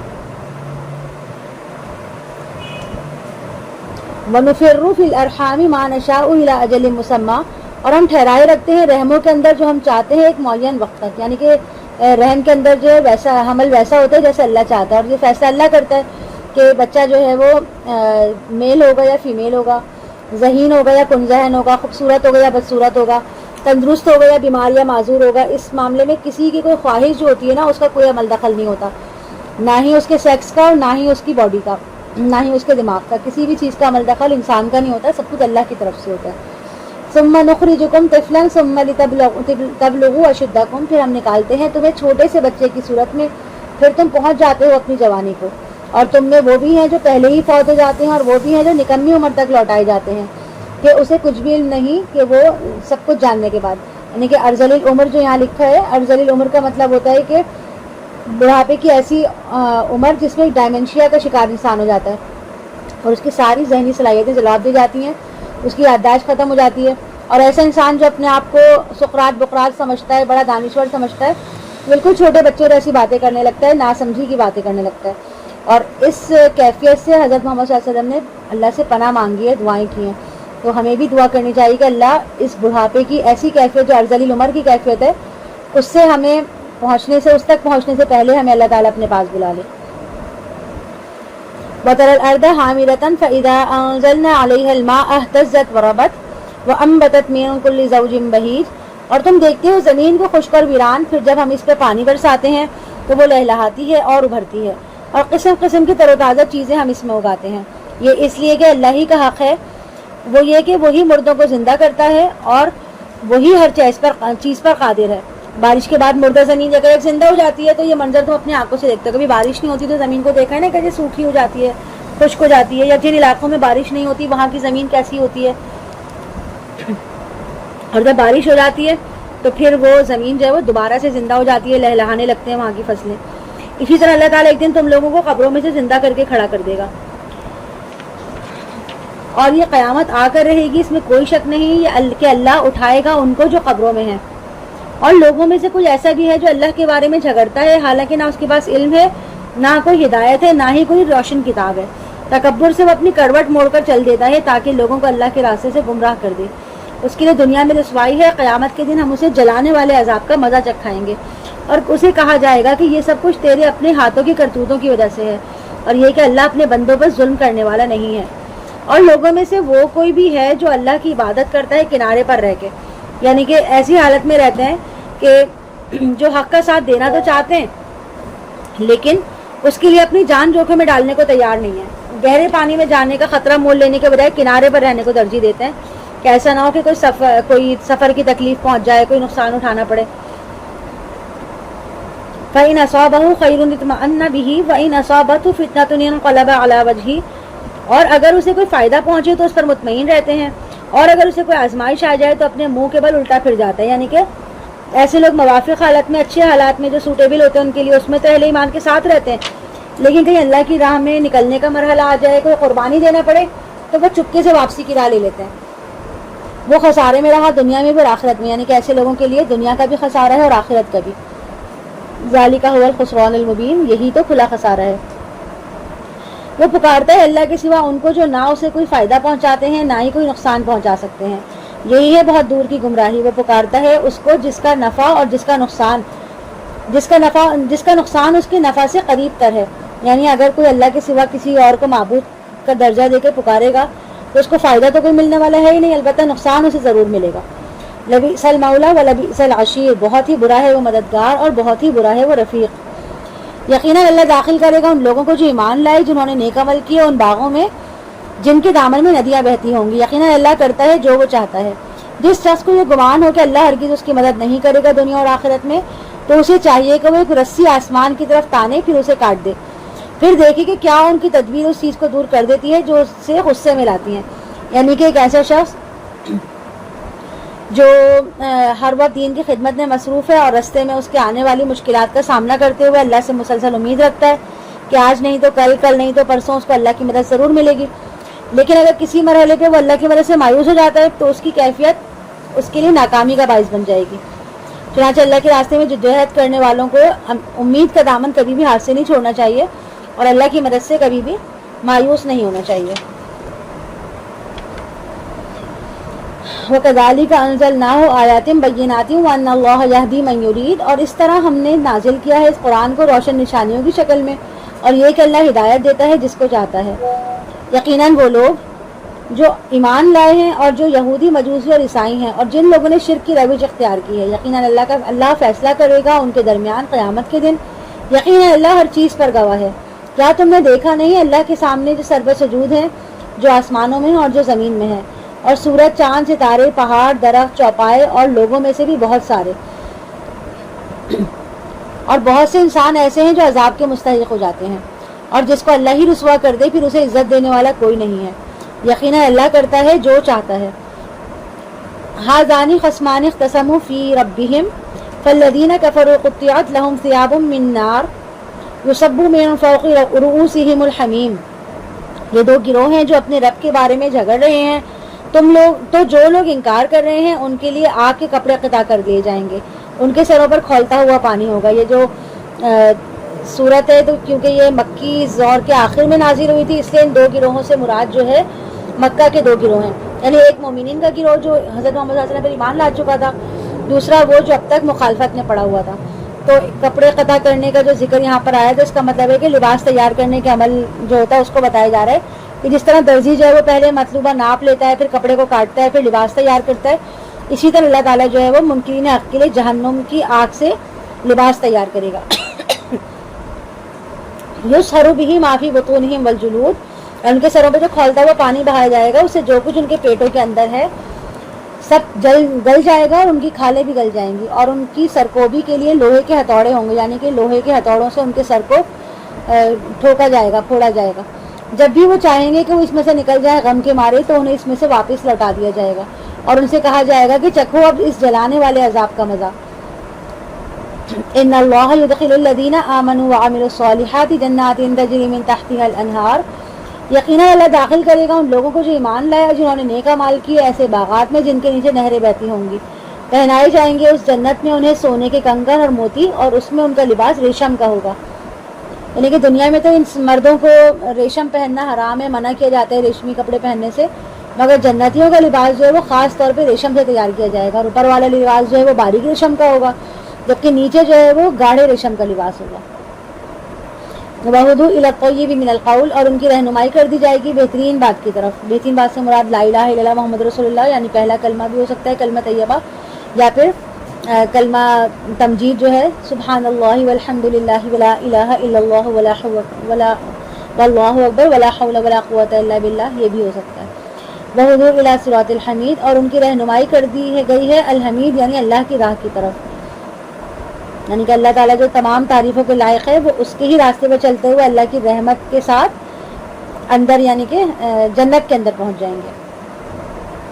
ان الذين كفروا ويصدون عن سبيل الله والمسجد الحرام الذي جعلناه للناس سواء العاكف فيه والباد، یقیناً وہ لوگ جنہوں نے کفر کیا اور وہ روکتے ہیں لوگوں کو اللہ کے راستے سے اور مسجد حرام سے، جس کو ہم نے سب لوگوں کے لیے مساوی قرار دیا یعنی کہ برابر قرار دیا ہے، خواہ اس میں مقیم ہو یا باہر سے آنے والے، اور جو کوئی ارادہ کرے اس میں کسی ٹیڑھی راہ کے ظلم کے ساتھ، یعنی کہ کوئی بیت اللہ کے اندر کوئی شرارت کرے گا یا ظلم و ناانصافی کرے گا، لڑائی جھگڑا کرے گا، یا کسی کو سیدھی راہ سے ہٹانے کی کوشش کرے گا، نذیقہ من عذاب علیم، ہم اسے مزہ چکھائیں گے دردناک عذاب کا۔ اور جب ہم نے معین کر دی ابراہیم علیہ السلام کے لیے اپنے اس گھر کی جگہ، یعنی کہ ابراہیم علیہ السلام کے لیے نشاندہی کر دی گئی تھی کہ اسی جگہ پہ بیت اللہ کی تعمیر کی جائے، اللہ تشرک بی شیئا وطہر بیتی للطائفین والقائمین والرکع السجود، اور حکم دیا کہ میرے ساتھ کسی کو شریک نہ ٹھہرانا، میرے اس گھر کو پاک صاف رکھنا طواف کرنے والوں کے لیے، قیام، رکوع اور سجدہ کرنے والوں کے لیے، اور لوگوں میں حج کی پکار کرا دو، منادی کرا دو، یعنی اس کے بعد حضرت ابراہیم علیہ السلام نے کیسے اعلان کیا ہوگا، کس طرح پکارا ہوگا، اور اللہ تعالیٰ نے اپنی قدرت سے اس پیغام کو کہاں کہاں پہنچایا ہوگا، یہ ان کے اور اللہ کے درمیان کا معاملہ ہے۔ آئیں گے آپ کے پاس پیدل لوگ بھی اور بڑے لاغر اونٹوں پر بھی، جو پہنچیں گے دور دراز گہری وادیوں میں سے ہوگا، یعنی کہ پہاڑوں کے درمیان سے جو راستہ ہوتا ہے اس کو فج کہا جاتا ہے، فج نمیق یعنی دور دراز کی وادیاں۔ مکہ کے مضافاتی وادیاں، گھاٹیوں کی طرف اشارہ ہے کہ آپ کی دعوت پہ لبیک کہتے ہوئے دور نزدیک کے لوگ بھی آئیں گے، اس میں کچھ لوگ پیدل بھی ہوں گے اور سوار بھی ہوں گے، اور پہاڑی راستوں کو عبور کرتے ہوئے لوگ یہاں تک پہنچیں گے۔ لاغی روٹنیوں کے ذکر سے مراد جو ہے دور دراز کے سفر سے مراد ہے کہ سفر کر کر کے اتنا طویل سفر ہوگا، پہلے اس زمانے میں گاڑیوں کا تو کوئی سسٹم تھا نہیں، نہ جہاز نہ کوئی چیز، تو اونٹنیوں پہ سفر ہوتا تھا، تو اونٹنیاں اتنا سفر کریں گی، اتنی دور دور سے لوگ آئیں گے کہ سفر کی وجہ سے وہ اونٹنیاں جو ہے بالکل لاغر کمزور ہو چکی ہوں گی۔ لیشہدوا منافع لہم، تاکہ وہ حاضر ہوں اپنی منفعت کی جگہوں پر، اور اللہ کا نام لے معین دنوں میں ان مویشیوں پر جو اس نے انہیں عطا کیے ہیں۔ ایامی معلومات سے مراد جو ہے وہ 10، 11 اور 12 ذی الحج کے دن ہے، یعنی ایام نہر میں وہ لوگ اللہ کا نام لے کر جانور ذبح کریں۔ فَكُلُوا مِنْهَا وَأَطْعِمُوا الْبَائِسَ الْفَقِيرَ، تو اس میں خود بھی کھاؤ اور خستہ حال محتاجوں کو بھی کھلاؤ۔ پھر چاہیے کہ وہ دور کریں اپنے میل کچیل، یعنی کہ اس سے احرام کھولنا اور نہانا دھونا مراد ہے۔ حج کرنے والوں کے لیے 10 ذی الحج کے دن 4 افعال ضروری ہیں، یعنی کہ رمی، نہر، حلق اور طواف۔ تو نہر اور حلق کے بعد احرام کھول دو، پھر نہا دھو کر صاف لباس پہنو اور طواف زیارہ کے لیے جاؤ، اور اپنی نظریں پوری کریں اور اس قدیم گھر کا طواف کریں۔ اللہ نے یہ سن چکے اور جو کوئی تعظیم کرے اللہ کی حرمتوں کی تو وہ اس کے لیے بہتر ہے اس کے رب کے نزدیک، یعنی کہ اللہ تعالیٰ نے جس چیز کو محترم ٹھہرایا ہے وہ سب حرمات اللہ ہے، اس میں بیت اللہ اور حرمت والے مہینے بھی شامل ہیں۔ قربانی کے جانور جن کی گردنوں میں پٹے ڈال دیے گئے ہوں وہ بھی خود آزمین حج بھی محترم ہے، اور یہ سب حرمات اللہ کی ہیں اور ان سب کی تعظیم لازمی ہے، یعنی کہ سب ان چیزوں کی ایک دوسرے کی حرمت کریں گے، اسے احترام کریں گے۔ اور حلال کر دیے گئے تمہارے لیے تمام چوپائے سوائے اس کے جو تمہیں پڑھ کر سنا دیا گیا، یعنی کہ خنزیر کے بارے میں واضح طور پہ بتا دیا حرام ہے، باقی بھیڑ، بکرے، گائے، اونٹ وغیرہ کی قربانی دی جا سکتی ہے۔ تو تم بچو بتوں کی گندگی سے اور بچو جھوٹ بات سے، یعنی کہ شرک سے بچنا ہر صورت ضروری ہے۔ یکسو ہو جاؤ اللہ کے لیے، اس کے ساتھ کسی کو شریک نہ ٹھہراؤ، اور جو کوئی اللہ کے ساتھ شرک کرے گا تو وہ ایسے ہی جیسے آسمان سے گر پڑا، یعنی کہ وہ کسی بلند رسی سے لٹکا ہوا تھا اور اس کی رسی کٹ گئی اور وہ ایک دم نیچے آ گیا، تو اسے پرندے اچک لیں یا ہوا اڑا پھینکے کسی دور دراز جگہ پر۔ یہ سب کچھ تم نے سن لیا، اور جو شاعر اللہ کی تعظیم کرے گا تو یقیناً یہ دلوں کے تقویٰ کی بات ہے۔ تمہارے ان قربانی کے جانوروں میں فائدہ ہے ایک معین مدت تک، یعنی قربانی کے جانوروں سے فائدہ اٹھانے کی اجازت ہے، ان کے اوپر قربانی بھی کی، مطلب ان پہ سواری بھی کی جا سکتی ہے، ان کے اون وغیرہ کو بھی استعمال کیا جا سکتا ہے، ان کا دودھ بھی پیا جا سکتا ہے، اور ان سے دوسرے فائدے بھی حاصل کیے جا سکتے ہیں۔ پھر ان کی اصل منزل یا قدیم گھر ہی ہے، یعنی کہ پھر اس کے بعد کیا ہوگا کہ جب قربانی کا وقت آئے گا تو ان جانوروں کو بیت اللہ میں پیش کرنا ہے۔ وَلِكُلِّ أُمَّةٍ جَعَلْنَا مَنسَكًا لِيَذْكُرُوا اسْمَ اللَّهِ عَلَىٰ مَا رَزَقَهُم مِّن بَهِيمَةِ الْأَنْعَامِ، اور ہر امت کے لیے ہم نے قربانی کا ایک نظام مقرر کیا ہے تاکہ وہ اللہ کا نام لیا کریں ان مویشیوں پر جو اس نے انہیں عطا کیے ہیں۔ تو جان لو کہ تمہارا معبود ایک ہی معبود ہے، تو تم اسی کے سامنے سر تسلیم خم کرو، یعنی کہ ایسا نہیں ہے کہ ایک طرف جو ہے وہ آپ حج کر رہے ہیں، دوسری طرف آپ قربانیاں بھی کر رہے ہیں، اور ایک طرف آپ حرام خوری بھی کر رہے ہیں۔ حرام مال سے جو ہے قربانی کے جانور خریدے جائیں، پھر فوٹو بنوا کے اس کے اخبار میں تصویریں لگائی جائیں، تو یہ اللہ کے قابل قبول نہیں ہے۔ اللہ تعالیٰ کو اگر معبود بنانا ہے تو اس کی مکمل اطاعت کرنی ہوگی اور حرام چیزوں سے خود کو بچانا ہوگا۔ وبشر المخبتین، اور اے نبی صلی اللہ علیہ وسلم بشارت دے دیجیے عاجزی اختیار کرنے والوں کو، وہ لوگ کہ جب اللہ کا ذکر کیا جاتا ہے تو ان کے دل لرز اٹھتے ہیں، یعنی کہ جب ان کے سامنے اللہ کی نشانیوں کا ذکر ہوتا ہے تو ان کے دل خوف سے کانپ اٹھتے ہیں، اور ان کو جو بھی کوئی تکلیف پہنچے وہ اس پر صبر کرنے والے اور نماز قائم کرنے والے ہیں، اور جو کچھ ہم نے ان کو دیا ہے اس میں سے وہ خرچ کرتے ہیں، یعنی کہ جب کوئی تکلیف پہنچتی ہے تو وہ لوگوں میں واویلا کرنے کے بجائے وہ کیا کرتے ہیں کہ وہ صلاۃ الحاجات پڑھتے ہیں، صلاۃ التوبہ پڑھتے ہیں، اور نوافل کا اہتمام زیادہ سے زیادہ کرتے ہیں تاکہ اللہ تعالیٰ ان کی پریشانی ٹال دے، اور اس طرح ان کی پریشانی ٹلنے کے ساتھ ساتھ ان کا دل بھی مطمئن رہتا ہے، اور اجر جو ان کے لیے لکھا جاتا ہے اللہ کی طرف سے وہ الگ ہے۔ وَالْبُدْنَ جَعَلْنَاهَا لَكُم مِّن شَعَائِرِ اللَّهِ لَكُمْ فِيهَا خَيْرٌ فَاذْكُرُوا اسْمَ اللَّهِ عَلَيْهَا صَوَافَّ، اور قربانی کے اونٹوں کو ہم نے تمہارے لیے شاعر اللہ میں سے بنایا ہے، تمہارے لیے ان میں بھلائی ہے، اس کا گوشت تم خود بھی کھاتے ہو، غربا کو بھی کھلاتے ہو، تو تم ان پر اللہ کا نام لو، انہیں صفوں میں کھڑا کر کے، یعنی کہ ایک صف میں کھڑا کر کے بتائے گئے کہ اونٹوں کو ایک ساتھ کھڑا کر کے نہار کرو، کیونکہ چونکہ اونٹ کو گرا کر ذبح کرنا مشکل ہے، گائے وغیرہ یہ باقی چیزیں تو گرا کے زمین پہ ذبح کر لی جاتی ہیں، لیکن اونٹ کے لیے بہت مشکل ہے، اس لیے کھڑے کھڑے اس کی گردن پہ برچھا مارا جاتا ہے اور اس سے اس کی گردن کی جو بڑی رگ ہے نا اس کا خون کا فوارہ اس سے چھوٹ جاتا ہے، اور جب بہت زیادہ خون نکل جاتا ہے تو وہ خود بخود ہی نیچے گر پڑتا ہے۔ فَإِذَا وَجَبَتْ جُنُوبُهَا، تو جب ان کے پہلو زمین پر ٹک جائیں، یعنی جب اونٹ کمزور ہو جائے خون بہنے سے اور ایک طرف زمین پہ کروٹ کے بل گر جائے، تو اب اس میں سے خود بھی کھاؤ، قناعت سے بیٹھ رہنے والوں اور سوال کرنے والوں کو بھی کھلاؤ، یعنی کہ جو سفید پوش نادار ہیں، جو آگے بڑھ کے مانگتے نہیں ہیں خودداری کی وجہ سے، ان کو بھی دو، اور جو محتاج ہوں ان کو بھی کھلاؤ، اور جو کہ اپنی محرومی کی وجہ سے مجبوراً آپ کے پاس مانگنے کے لیے آ گئے، یعنی کچھ لوگ ایسے ہوتے ہیں جو کہ مانگنے آ جاتے ہیں، اور کچھ ایسے ہوتے ہیں کہ جو سفید پوش ہوتے ہیں جو کہ اپنا ہاتھ نہیں پھیلاتے، تو دونوں کی ہی خدمت آپ کو، دونوں کی ہی آپ کو گوشت کے ذریعے جو ہے وہ مدد کرنی ہے۔ ایسا نہیں کرنا کہ جو مانگ لے اس کو دے دیا، جو نہیں مانگے اس کو نہ دیا کہ اس کے پاس تو ہوگا نہیں۔ ہم نے سورہ بقرہ میں پڑھا تھا نا کہ وہ لوگ ہیں ان کو آپ پیشانی کی لکیروں سے پہچانیں گے، وہ لپٹ کر نہیں مانگتے، جو سفید پوش ہیں وہ لپٹ کر نہیں مانگتے، ان کی لازمی آپ کو مدد کرنی ہے۔ کذالک سخرناها لکم لعلکم تشکرون، اس طرح ہم نے ان کو تمہارے لیے مسخر کر دیا تاکہ تم شکر ادا کرو، یعنی کہ اونٹ اتنا بڑا جانور ہے مگر اللہ تعالیٰ نے تمہارے لیے اس کو مسخر کر دیا، تمہارے سامنے اس کو جو ہے وہ کمزور کر دیا کہ تم اسے برچھا مار کے نہار کرتے ہو، پھر اس کا گوشت کھاتے ہو، اس سے تم پر لازم ہے کہ تم اللہ کا شکر ادا کرو۔ اللہ تک نہ تو اس کے گوشت پہنچتے ہیں نہ ان کے خون، لیکن اس تک پہنچتا ہے تمہارا تقویٰ، یعنی کہ قربانی کا اصل مقصد جو ہے وہ دل کا تقویٰ اور اخلاص ہے، یعنی کہ ہم نے قربانی کی، خوب ہم نے گوشت بانٹا، خود بھی کھایا، لوگوں کو بھی کھلایا، لیکن اس میں ہم نے اگر دکھاوا کیا، ہماری اخلاص نہیں تھا نیت میں، تو پھر وہ اللہ کے یہاں ہماری قربانی جو ہے وہ قبول نہیں ہوگی۔ گوشت اللہ کو نہیں چاہیے، اللہ کو ہمارے اخلاص چاہیے، ہماری تقویٰ چاہیے۔ کذالک سخرھا لکم لتکبروا اللہ علی ما ھداکم، اسی طرح اس نے انہیں تمہارے لیے مسخر کر دیا تاکہ تم اللہ کی تکبیر کرو اور ہدایت پر جو اس نے تمہیں بخشی ہے۔ یعنی تکبیر کا مطلب کیا ہے کہ عید کی جاتی ہے نا، عید پر تکبیرات کی جاتی ہیں، تو مسلمان دو عیدیں مناتے ہیں، ایک عید الفطر ہے جو روزوں کے بعد آتی ہے، اور دوسری عید جو ہے وہ عید الاضحیٰ ہے جو کہ حج کے ساتھ آتی ہے، اور دونوں مواقع پر اللہ کی تکبیر بلند کرتے ہوئے اسی کبریائی کا جو اظہار ہے اس کی خصوصی ہدایت دی گئی ہے، اور اسی لیے جو عید کی نمازیں جو ہوتی ہیں تو ان میں تکبیرات بہت زیادہ پڑھی جاتی ہیں، اضافی تکبیرات پڑھی جاتی ہیں۔ وبشر المحسنین، اور اے نبی صلی اللہ علیہ وسلم محسنین کو بشارت دے دیجئے۔ محسنین وہ لوگ، محسنین سے مراد وہ لوگ جو اسلام، ایمان اور تقویٰ کی منزلیں طے کرتے ہوئے احسان کے درجے پہ پہنچنے کی کوشش کرتے ہیں، اور اللہ کی توفیق سے وہ یہ درجہ حاصل کر لیتے ہیں۔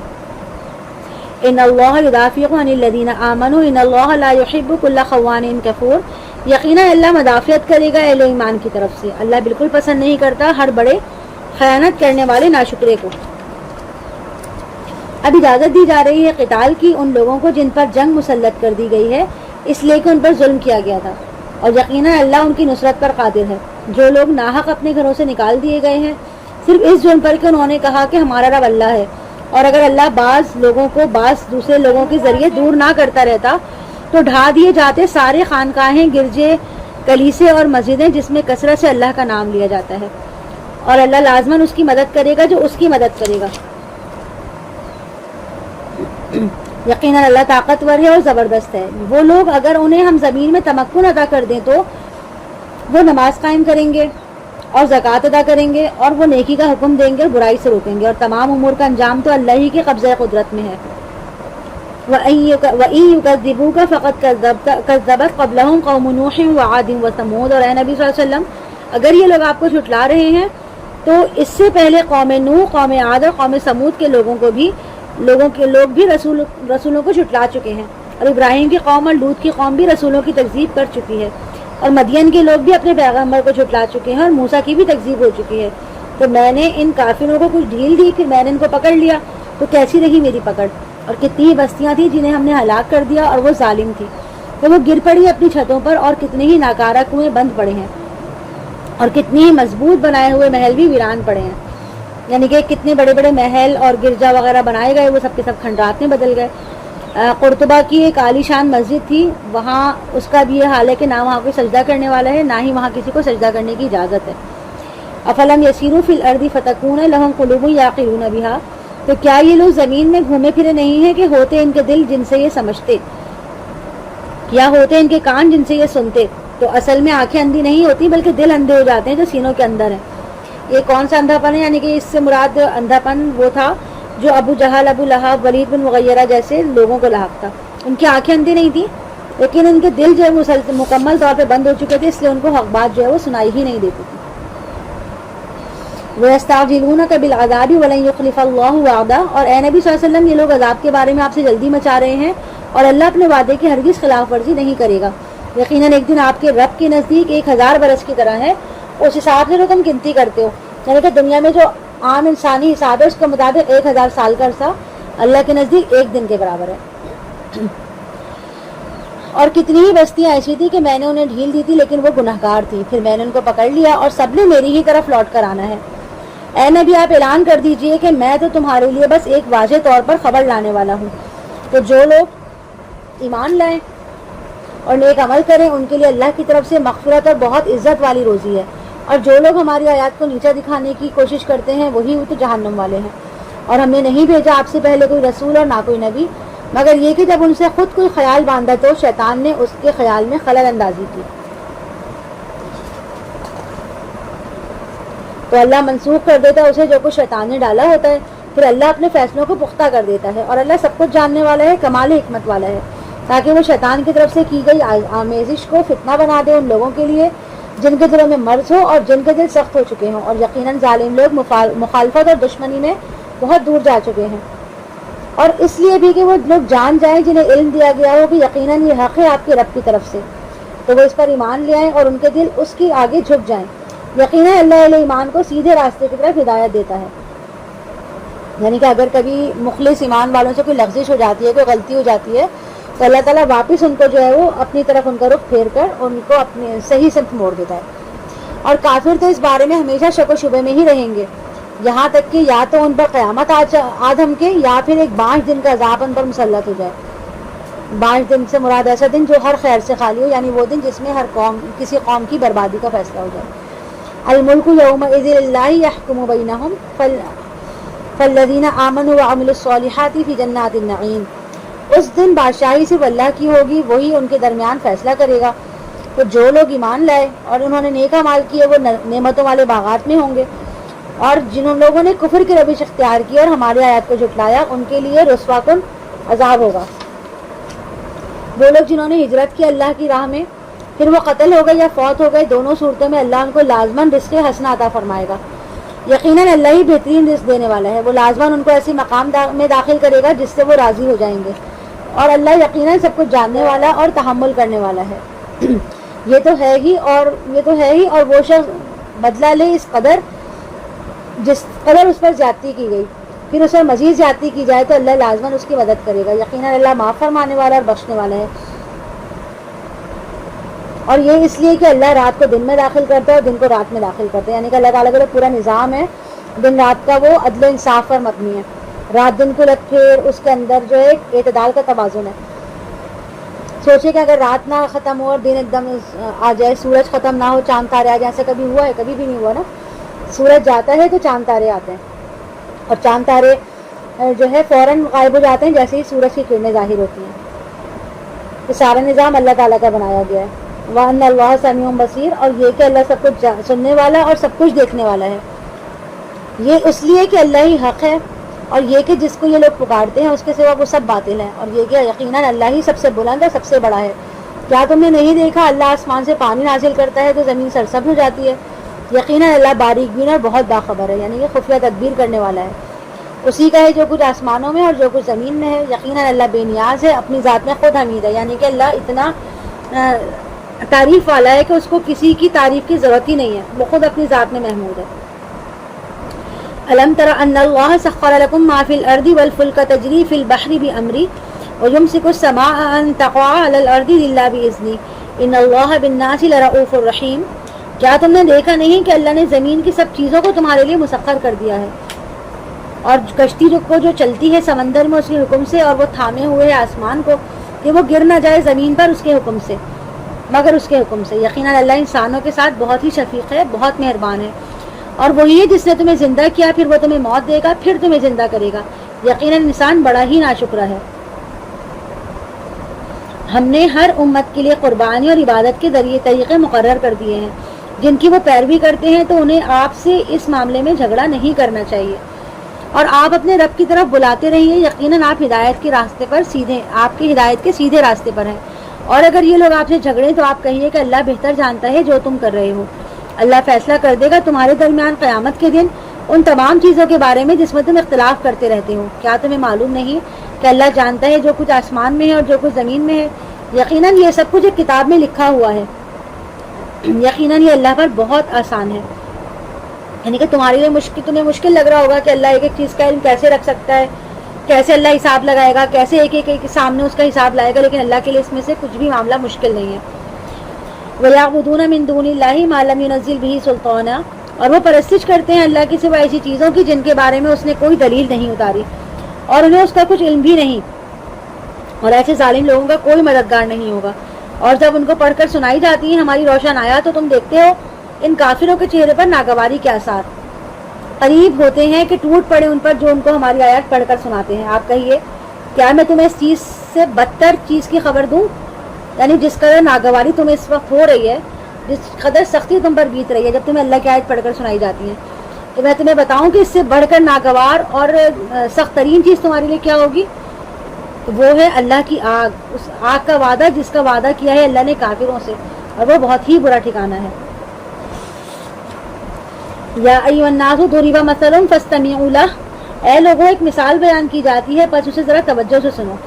یقیناً تمہارے وہ معبود جنہیں تم اللہ کے سوا پکارتے ہو ایک مکھی کی بھی تخلیق نہیں کر سکتے اگر وہ سب اس کے لیے اکٹھے ہو جائیں، اور اگر مکھی ان سے کوئی چیز چھین لے جائے تو اس سے یہ وہ چیز چھڑا بھی نہیں سکتے۔ یعنی کہ مکھی جو ہے اس کو تخلیق کرنا تو دور کی بات ہے، یہ تو اپنی اوپر سے مکھی کو اڑا بھی نہیں سکتا۔ اگر کوئی مکھی ان کے سامنے پڑے ہوئے کھانوں میں سے کچھ لے کے چلی جائے تو وہ چیز واپس بھی نہیں لا سکتے، تو پھر ان بتوں کے اوپر کیوں اتنا جو ہے ریلائی کرتے ہو؟ ضعف الطالب والمطلوب، کس قدر کمزور ہے طالب بھی اور مطلوب بھی۔ ما قدر اللہ حق قدرہ، انہوں نے اللہ کی قدر نہ کی جیسے کہ اس کی قدر کا حق تھا۔ یقیناً اللہ بہت طاقت والا اور سب پر غالب ہے۔ اللہ چن لیتا ہے اپنے پیغامبر فرشتوں میں سے بھی اور انسانوں میں سے بھی۔ یقیناً اللہ سب کچھ سننے والا اور سب کچھ جاننے والا، سب کچھ دیکھنے والا ہے۔ وہ جانتا ہے جو کچھ اس کے سامنے ہے اور جو کچھ ان کے پیچھے ہے۔ اللہ ہی کی طرف تمام معاملات لوٹا دیے جائیں گے۔ اے ایمان کے دعوے داروں، جھک جاؤ، سر بسجود ہو جاؤ اور اپنے رب کی بندگی کرو اور نیک کام کرو تاکہ تم فلاح پاؤ، اور جہاد کرو اللہ کے لیے جیسے کہ اس کے لیے جہاد کا حق ہے۔ اس نے تمہیں چن لیا ہے اور دین کے معاملے میں تم پر کوئی تنگی نہیں رکھی۔ تمہارے جد امجد ابراہیم کی ملت، اسی نے تمہارا نام مسلم رکھا ہے۔ اس سے پہلے بھی تمہارا یہی نام تھا اور اس کتاب میں بھی یہی ہے، تاکہ پیغمبر تم پر گواہ ہو اور تم لوگوں پر گواہ ہو۔ بس تم نماز قائم کرو، زکوٰۃ ادا کرو اور اللہ کے ساتھ چمٹ جاؤ۔ وہ تمہارا مولا ہے تو کیا ہی اچھا مولا ہے وہ، اور کیا ہی اچھا وہ مددگار ہے۔